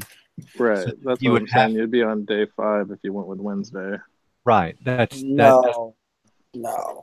You'd have to be. then what you would have to say then instead is the Jews didn't consider part of a day as a day, but they showed me scriptures that does clearly show that they viewed part of I a day. mean, look at your birthday today. When you're born, if you're born at 10:50 p.m., you're considered to be alive that day, even though you were only alive for like an hour and some minutes before midnight. So Well, I'll what just I say did, this. I just backed up, and if I were to take Matthew 12:40, the 3 days and 3 nights, literally, then I would say, okay, well, he didn't raise Sunday. He was already in a state of risenness Sunday, so I can see how Matthew would take that. So then Right. I would say that Saturday night was the last night, so that was night three. Saturday day was day three. Friday night was night three. Friday day, night two. Friday day was day two, and then you have Thursday night, which was night one, and you have Thursday day, which was day one. Right. The So he would earliest you could have to have argue been for done would on be Thursday, but Wednesday is totally impossible. Yeah, because I would say, like, when you look in Acts chapter 10, verse 40, it says, God raised him on the third day and allowed him to be which seen would be openly. So, Saturday. Which would be if he died on Thursday, then the third day is would be sun, Saturday. the Right. biggest Yeah. thing I is, I mean, you don't can care what argue for day, Thursday, yeah, but but it definitely not seems Wednesday. like what I've read, what like clicked to me and what like kind of brought me what Rob had said before was when you went to Luke. Luke literally says that they're saying This that, is the hey, when Christ, when he was taken and when he was brought, to the judgment seat and crucified and to death and on the crucifix, on the stake, whatever, from then to now is the third day. So you have to say Sunday is the third day. He did resurrect on Thursday, but coming from the Hebraic roots, it was always the Shabbat. He was resurrected on the Shabbat. Matthew took a picture of a. This is my chart that I created when I did my study. I had to look for it, and that'll show you darkened evenings, and it'll show you it's 3 days and 3 nights on a Wednesday. And I'm going by also the this is not proof at all, but Daniel says that he was crucified in the midst of the Shabuah. So Daniel's 70 weeks of that 7 year period, Jesus was crucified at the 3.5 year mark. I thought it was uncanny that when I calculated, according to the Gospels, which day Jesus died on, that it was a Wednesday in the midst of the week, aligning with that. You Not have that four. You have 4 day periods, though, Matthew. no. Wednesday, Look where I Thursday, have Friday, Saturday. Look where I have the burial, the arrow that points down to the burial. So let's say he was buried right at I'm still sunset. trying to landscape it myself. Let's Yeah, see. let's say he was buried right at sunset, like So on the mark. Couldn't have been any better. Thursday So day, Thursday evening is the beginning of the first evening. It's the right. high Sabbath. Then you have Thursday, Friday, Saturday evenings, and then you have Thursday, Friday, Saturday day, and right at the end of the day, before sundown, there's your resurrection. It's exactly 3 days, Right, 3 but it says nights. it was the third day from when he was crucified, not buried in Luke 24. Same thing. He was No, because he crucified was right after. crucified at 3 p.m. Right, So if you still go during 3 the day. p.m. Wednesday, that puts you at 3 I think you're p.m. splitting. I think you're Saturday. hairs. I think you're splitting hairs with that. But Luke 24 does say it was the third day since these things have taken place. Yes, but third day since what things? They could have since the meant third day since crucifixion. the crucifixion. They could have meant Thursday, Yeah, 3 but days that would since his but that's burial. the thing. That's the thing. That would mean that Luke 24 is actually a Saturday and not a Sunday. But it actually says it was the first day of the week. Verse 13 says on the same day, which would be Sunday, and then Luke 21 says this is the third day since these things have happened. So just by going by that, being an eyewitness of an account that was somebody was there, clear, just like you talk about 1 Corinthians 15 being clear, and this is really clear. Like Sunday's the third day. No question about it. So you would have to go with a Thursday if you take the 3 days and 3 nights literal. Now I want to go back to what Rob said before. All right, if you look at Mark 16:1, it says, "Now when the Sabbath was past, Mary Magdalene, Mary the mother of James, and Salome bought spices." Okay, they didn't have them in their homes; they bought them that they might come and anoint him. When was the Sabbath over? The daily Sabbath. Now they did this. They did. No, don't assume though. Just when was the weekly Sabbath over? Okay, which Sabbath had passed when they bought the spices? It couldn't have been the weekly Sabbath because then they would be buying them on Sunday. What's wrong with that? They bought them on Sunday morning before they went to anoint the body? That's impossible. Why? There's light a half hour before, and what's wrong with buying stuff in the dark? What's wrong with saying that they bought it after the high Sabbath on Friday? And then I'm not saying there's anything wrong with it, but what you assumed is wrong. Rob, I'm not assuming, because if you go to Luke 23, you just said that they couldn't buy on Sunday. What prevents them from buying on Sunday? I'm gonna prove it to you right now with Luke 23 when it says they prepared the anointments and then rested. Yeah, okay? They prepared with spices they already have. It doesn't say anything about them buying in Luke 23. What about Mark 16? They bought them. Those were two separate events. One, they prepared what they already had. The other, they bought. Look, so they prepared, but they didn't have enough. So they were going back to anoint him with more. I will say this, though. I will say this, okay? There is clear scripture where the woman with the alabaster box, and she put this perfume in. He says that she saved this for my burial. So there is clear that they did already have spices, but okay, didn't have enough. So you laugh, but it's not an impossibility. No, you say it is impossible, but it's not. I'm not laughing. I'm just trying to read the scriptures that I can no, prove you laugh. But listen, if they rested, according to Luke 23, the truth is often laughed at first. In Luke 23, it says that they rested after they prepared the ointments. So there's time words. In Mark 16, it says they bought the spices after the Sabbath. Right. Put those two together. No problem with that. They're not together. They're two separate events. You're trying to put them together, but they're two separate events. They're both talking about spices and women. Yeah. Do you have spices? What prevents you from cooking today with spices and cooking tomorrow with spices? Nothing. They can be two separate events. Just because it says spices, you assume they're the same event. Okay, but when I put them together with the fact that there was a you're putting them together. Sabbath, there's nothing that you're just putting them together because you see the word spices, and we like to categorize things as humans, but that doesn't prevent, just because it says spices doesn't mean that they're the same event. So just Rob, let me get this. I just want to get this straight just so I can understand what you're saying. So Luke 23 23:56 is them preparing spices and perfumes, and then indeed they rested on the Sabbath. So let's just say, in your understanding, so like Friday, during the day they're preparing the Yeah, spices he that they was have. crucified at 3 now. Okay, let's go get ready because he's going to be buried. And they're Gotcha. doing it And then they before the Sabbath. rested for the Sabbath, which Right. would be Shabbat on Saturday. Mm-hmm. And then when they wake up the next morning and the day is new, it's a Sunday, they buy the spices with the, let's just Exactly. say they had everything prepared and all they needed to do was just add this extra cumin or whatever the heck they had to Yeah, they add to needed it. some more. I think they sold them like 100-pound So bags or something. can I ask a question? Because I'm getting kind of lost in all of this myself. But okay, so if I just ask each of you, what day of the week was he crucified on? For Zach, it was some other day, and now he's leaning towards Wednesday, or what? No, What it was Wednesday. Now it's more Thursday, Friday. Could now possibly be it's Friday. Thursday or Friday. And Rob, what day of the week was he crucified on? Friday. Friday. And Matt, you say Wednesday? Wednesday. Okay. And Well, Albert, you my have an chart opinion? shows. He's busy.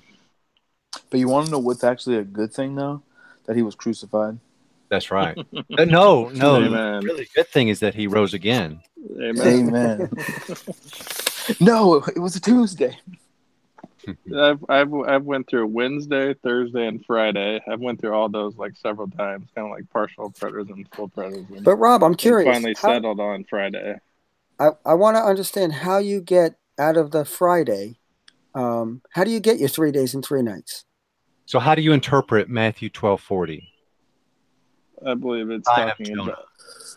I believe it's talking about when he dropped his first blood, and that's when he gave his first sacrificial blood in the garden, and that's when he was arrested. Because if you read all the accounts of third day, talk about the arrest, the spitting, the mocking, the torturing, it's all included, the arrest. If you read all the scriptures about talking about 3 days, it includes all those events. So Doesn't Thursday Jesus night, say that he will be just as Jonah in the belly of the great fish, and the Son of Man will be in the heart it's of the talking earth? about the heart of the earth being delivered into the heart of men, not a literal grave, in my opinion. I think that's That's fine. often assumed that it's talking about the grave, but it's just talking about the heart of man, the heart of the earth. Earth is man, just like heaven and earth. On the How we talked about earlier, earth is often referred to as man.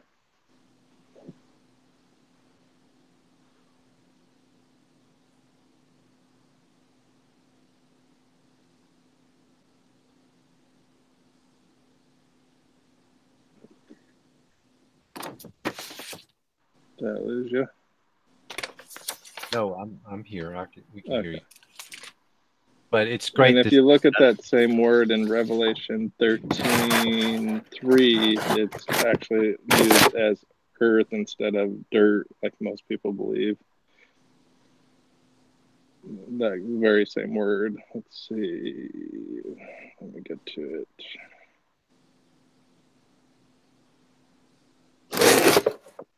Because if you want to say it's dirt, it makes no sense in Revelation 13.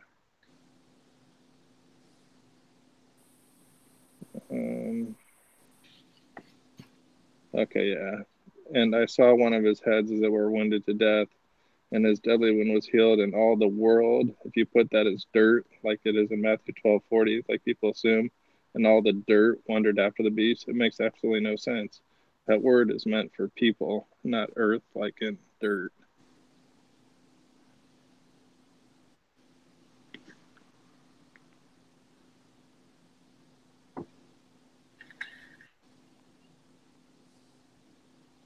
So the heart of Yeah, the earth, Matthew 12:40, then would be delivered over to man. Right. It's the same word used in Revelation 13:3. It's just earth doesn't always have to mean dirt.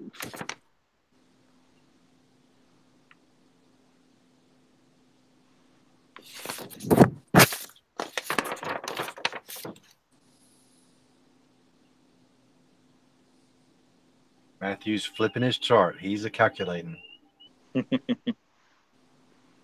No, I calculated this already, and I cannot be unconvinced. Yeah, it's just the biggest thing is Luke 24. I've never really considered that before in my understanding. I actually never really saw it until when Rob said it, but then I was just like, nah, you're still wrong. But then I for remember some that reason, day, a couple but days. for some reason, like, yeah, we used to have like our own, like me and you on the hangout talking about it. But for Yeah. some reason, the other day I was listening to this guy, and this guy just said he doesn't believe the 72 hours thing, because if it's a full 72 hours, like if you take that as like scriptural doctrine, he actually resurrects the day after, because he has to be in the grave for the whole 72 hours. So But once the 72 hours goes bing, bing, bing, bing, bing, he resurrects. Well, that's after the 3 days. So he actually resurrects on the fourth day. but But it according actually, No, according to Rob, though, the 72 hours he can take literally, because he's not saying that it was stop right. heart beating death for 72 hours, but it was judgment being pronounced for 72 hours. But Zach, interesting. Uh-huh. Jesus was buried before sundown, right? It was not like it wasn't like he was buried and then the clock, the second hand moved and the sun went down. He was Hmm. buried before sundown Yeah, so you because would say before the, so you would like I would say like he was resurrected on Saturday before sun, before the sun set down. same time before the sunset. That Yeah, means exactly, he was which would be resurrected on the Saturday. Sabbath. But then Right. now you run into the problem with Luke 24. Yeah, I don't see that as a problem though. Yeah, I mean, in order The to fit math with your problem. view, you would have to see that it wouldn't Because fit. these But guys are not being exact. They're just having a conversation like, oh, I'm yeah, that's every why you would day, have. you know. No, but it doesn't say that. These are actually, it's literally saying, verse 13, it says that on the same day.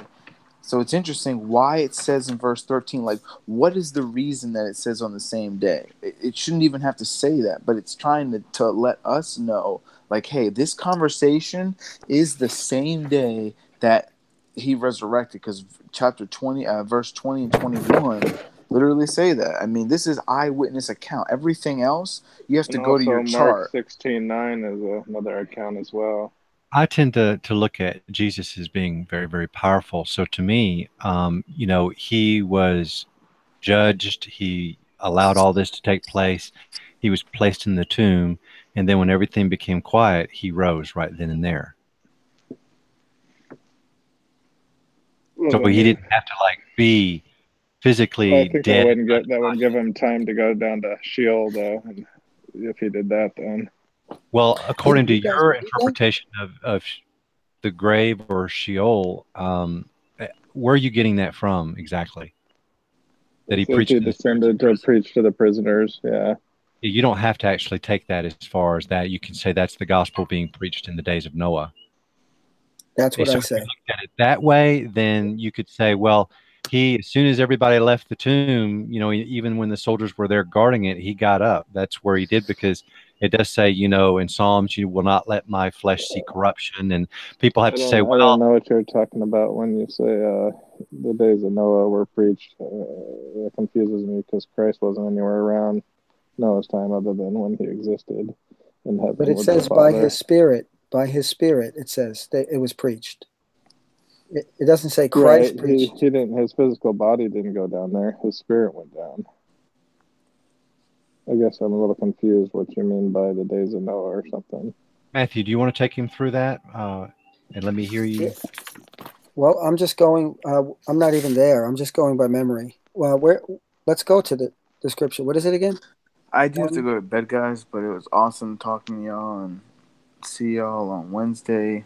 And Yep. God bless you, Zach. yeah, man, much love, Great, everyone. great talking, Zach. Yep. Have a good night, Talk to brother. y'all later. Yep. Bye.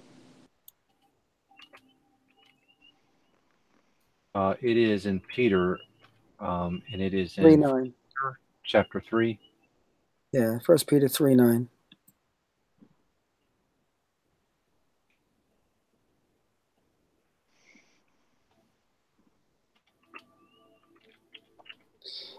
See, the key is there. It says, "Made alive by the Spirit, by whom Maybe also I'm in he the went and wrong chapter. preached." I thought you said, okay, Peter 3:9.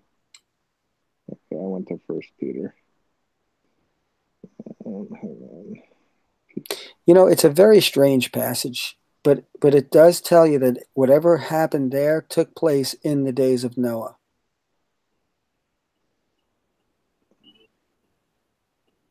Yeah, especially Well, 19. where is it at again? I'm not finding it. First Peter chapter 3 and in verse 19. Oh, 19. Okay, I was at 9. Okay, gotcha. Thank you.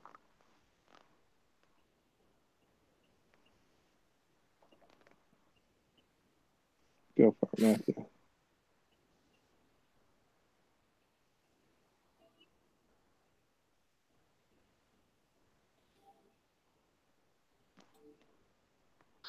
It's what it's saying there is that Jesus was made alive by the Spirit of God, by whom also he went and preached to the spirits in prison. That's very obscure.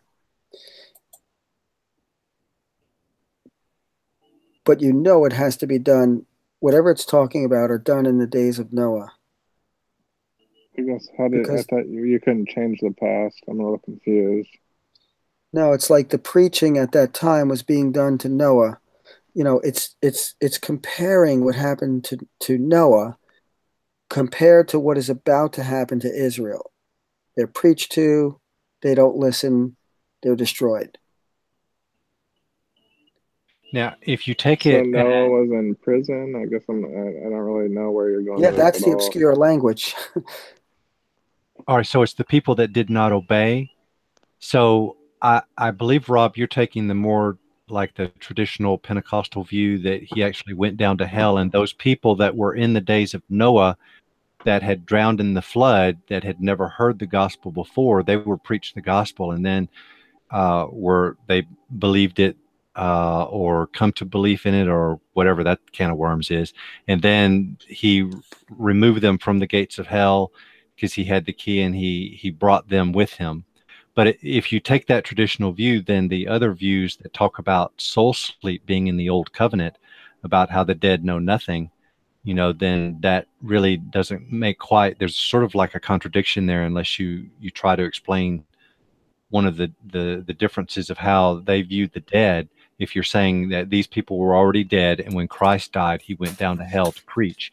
Whereas if you look at it a different way, of well, okay, so we got that way, and there seems to be a contradiction there. So if you look at it another way, of this was the Spirit of God trying to get people to understand that they did not obey, but the gospel was being preached. I'm building this ark to save us all, and then you take it that way, that doesn't have a contradiction with those other things about how the dead know nothing. That It they're doesn't have to have a contradiction. Other way, let's say, okay, you have a time frame from creation around 4000 to Christ around 30 AD, and he dies, so a little over 4000 years. Well, they were sleeping. Then when he goes, he wakes them up. So they were in a period of they didn't know anything until he came. You know what I mean? So they don't have to contradict. okay. So if he's preaching to the spirits in prison, and those were the um,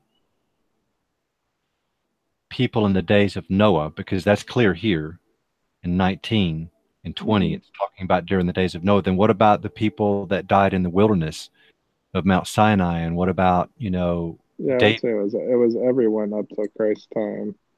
Right, but it's not, the scripture here is not really indicating that. It's just saying the days of Noah. It should read the days of all the past fathers, and David and all of those guys too, because they're dead. All the people that were there that had never heard the gospel, it would say all of mankind, or it would say something like that. But this is a particular instance in time. I So think it is saying that though, because everyone came from these 8 souls.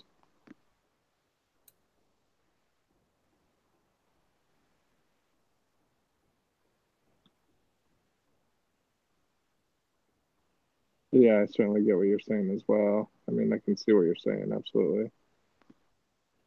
But yeah, let's see. Let me read it again here.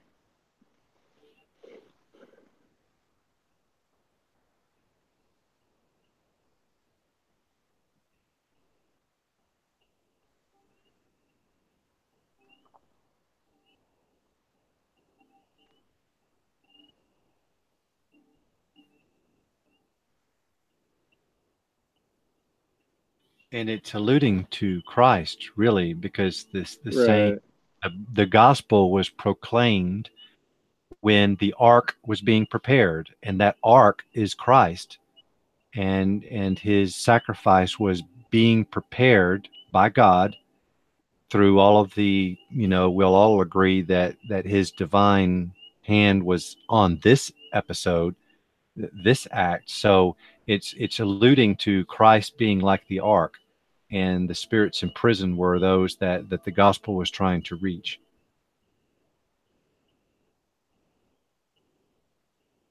Yeah, let me read that. I think you're definitely more on to something there.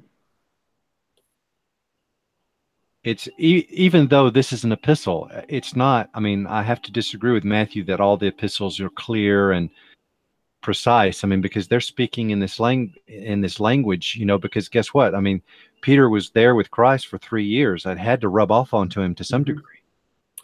Well, I won't say they're all clear, but what I meant is that it's doctrine.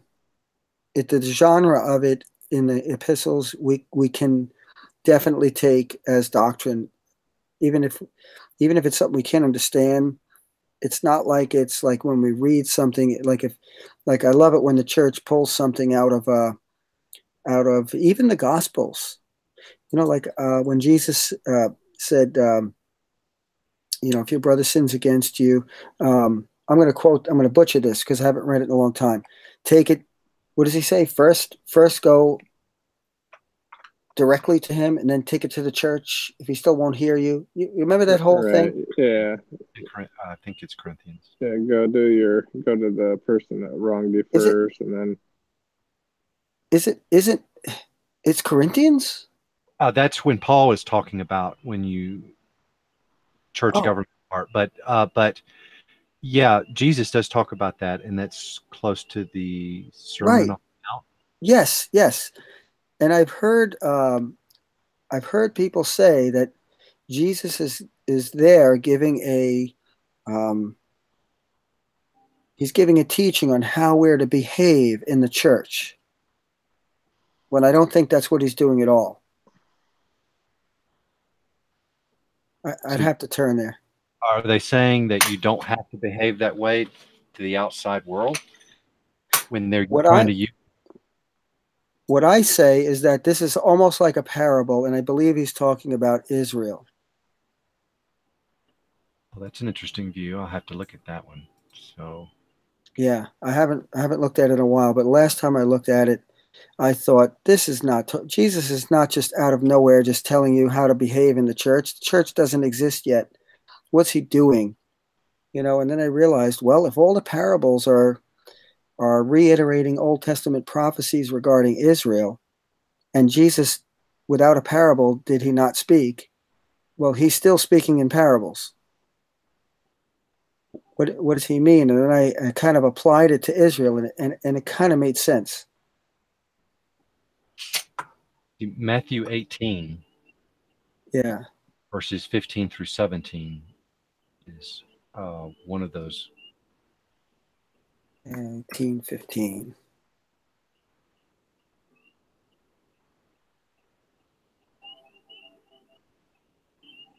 Say, take 2 or 3 witnesses. It's almost like when Jesus sends out. Tell it to the. Yeah, I was just looking on what we were talking about as well before. There's also another verse that says he descended into the lower parts of the earth.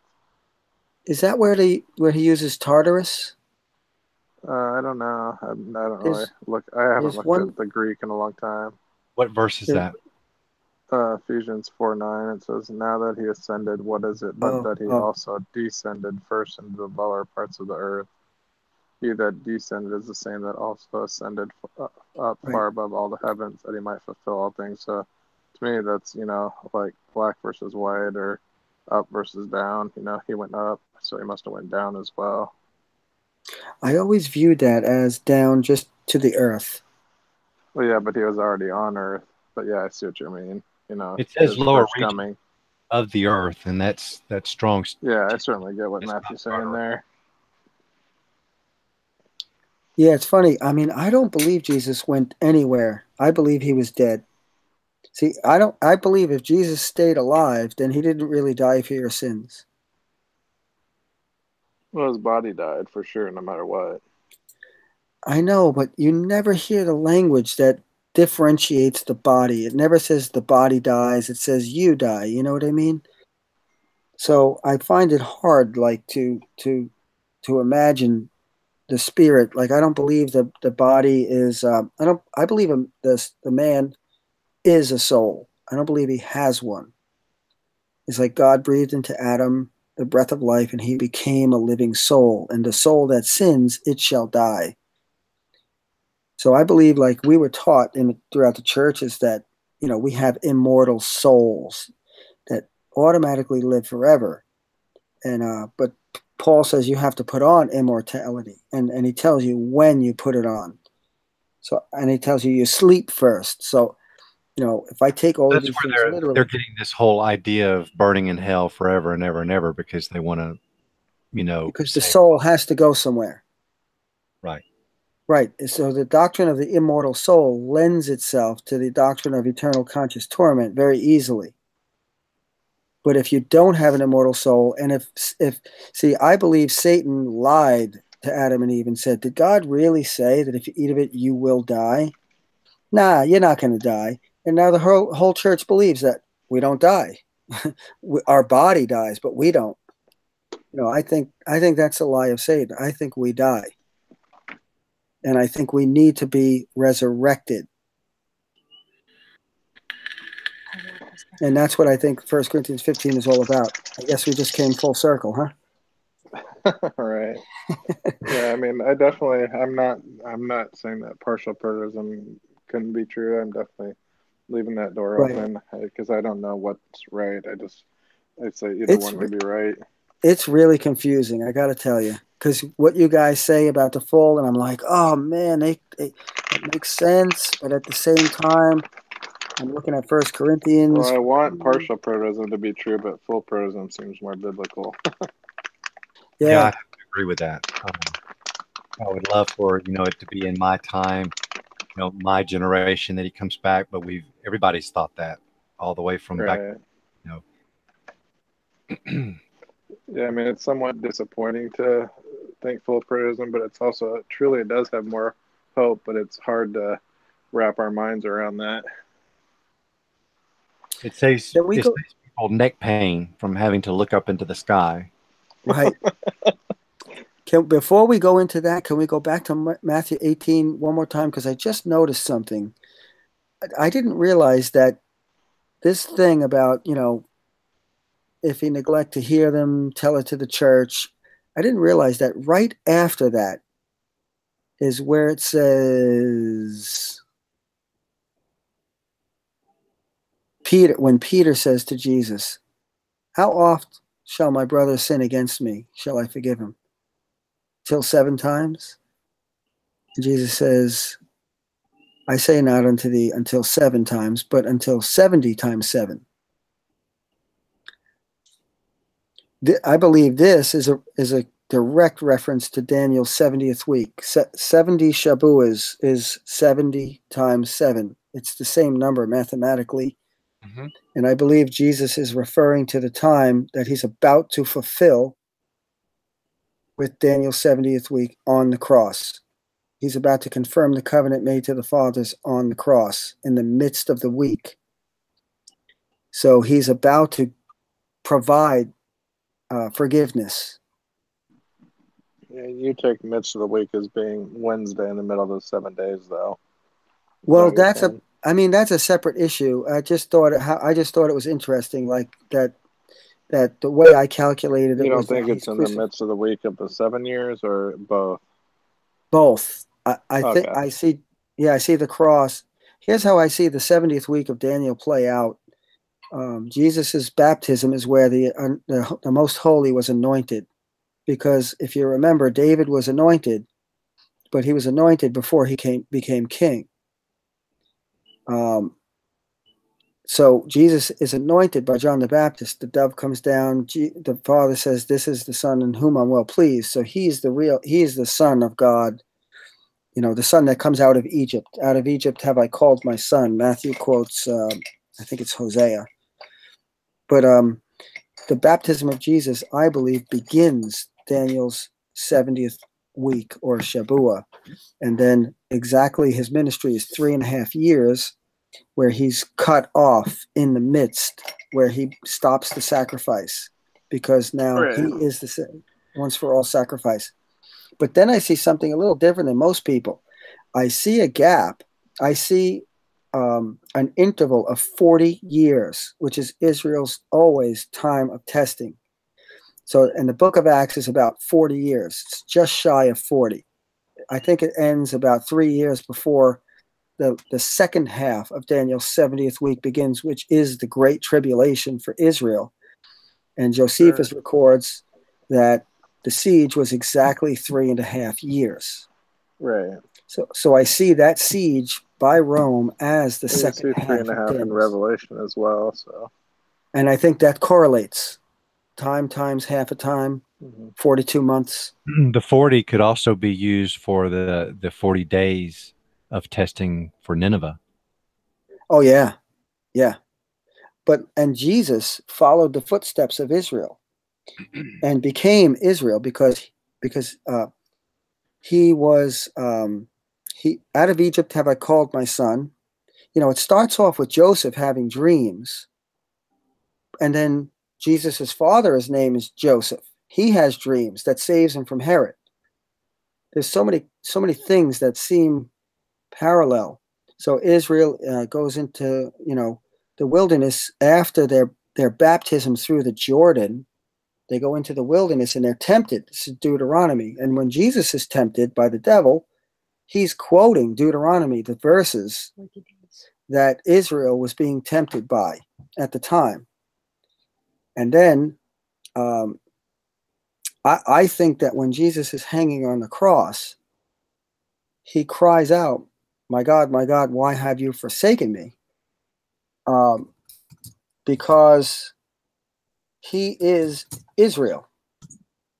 In other words, there's prophecies in Isaiah where it says that God speaking to Israel, I have forsaken you for a short moment, but the mercies are going to follow. I could pull it up pretty quick. I can't remember it. But I think Jesus literally becomes Israel. And then, of course, he says, I am the true vine.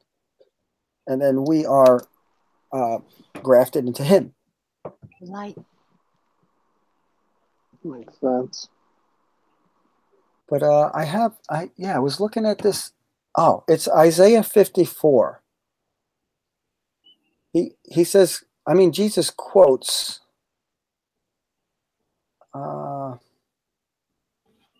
I'd have to pull it up. But in Isaiah 54, it says, for a mere moment I have forsaken you, but with great mercies I will gather you. And we know that means not that Israel's going to be gathered, but that the new covenant is going to come and Gentiles will be gathered. That's Israel.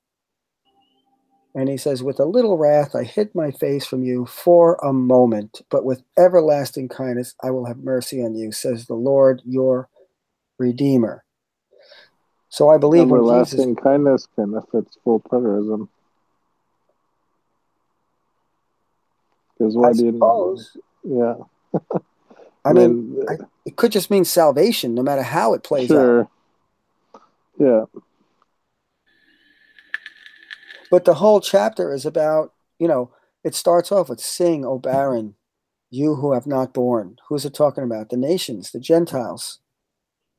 Break forth into sing and cry aloud. You have not labored with child. Israel was the one who was laboring with child. Can a nation be born in a day type of thing?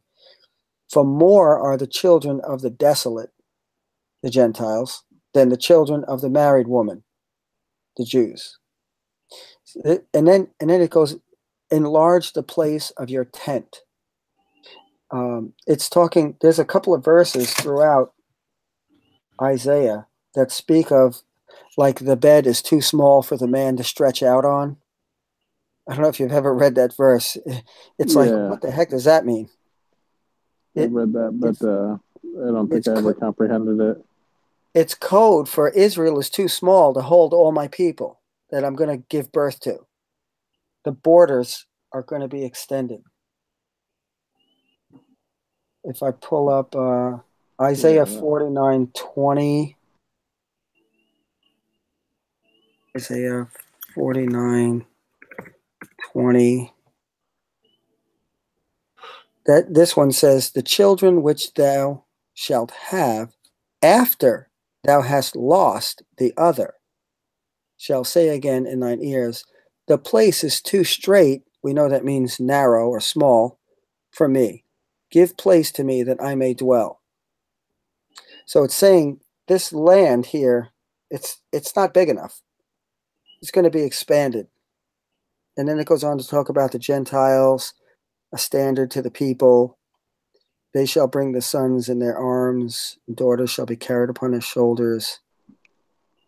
I love these verses because now that I gave up futurism, every time I read something like that, I know what it's talking about. Right. There's Isaiah 28:20. 8:20. I'm going to sign off too as well, brothers. Yeah. Oh, that's the... Yep. God bless you, brother. All right. Night, brothers. Great talking. Night, Albert. Same.